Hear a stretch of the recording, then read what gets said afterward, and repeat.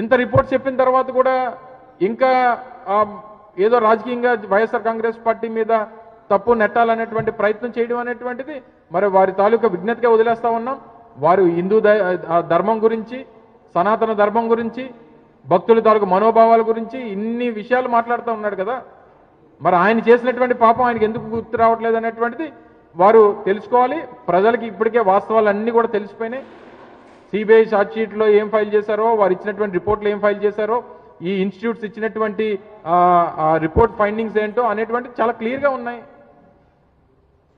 అయినా సరే ఇంకా జంతు కొవ్వు అని అంటే మరి ఆయనకి ఎందుకు ఈ పాపం చేయాలనేటువంటి ఆలోచన వచ్చిందో అనేటువంటిది ఆ దేవుడు తప్పకుండా దీనికి శిక్ష అనేటువంటిది ఉంటుంది.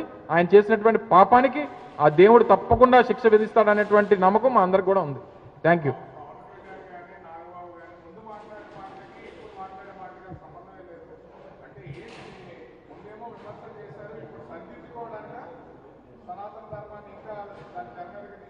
అసలు వారు మాట్లాడినటువంటి మాటల్లో ఎక్కడా కూడా సనాతన ధర్మం గురించి మాట్లాడేటువంటి హక్కే లేదు వాళ్ళకి. ఒకేనొక సందర్భంలో ఇదే నాగేంద్రబాబు గారు నేను నాస్తికుడినని చెప్పి దేవుణ్ణి నోటుకొచ్చినటువంటి మాటలు తిట్టినటువంటి ట్వీట్ ఇంకా వారు మర్చిపోలేదు. ప్రజలకి గుర్తుండేటువంటి విధంగా ఆ రికార్డ్స్ అన్నీ కూడా ఉన్నాయి. ఈరోజు మళ్ళీ వచ్చి హిందూ ధర్మం గురించి, హిందుత్వం గురించి వారు మాట్లాడుతానంటే ప్రజలు ఎవరు అమాయకులు కాదు, మర్చిపోవడానికి ఎవరు సిద్ధంగా లేరు. అలాగే వారి జనసేన అధినేత పవన్ కళ్యాణ్ గారు కూడా ఏదైతే ఆ రోజు ప్రస్తావించి ఆ రోజు ఆరోపణలు చేశారో దాని మీద ఏం స్పందిస్తారో ఏంటో అనేటువంటిది నిన్న మనం చూసాం.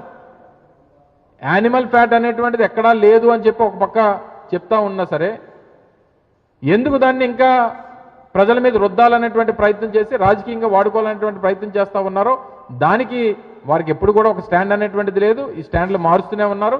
దానికి తగ్గట్టుగానే ప్రజల తాలూకా సమాధానం కూడా త్వరలో రాబోయే రోజుల్లో ఉంటుంది. Thank you.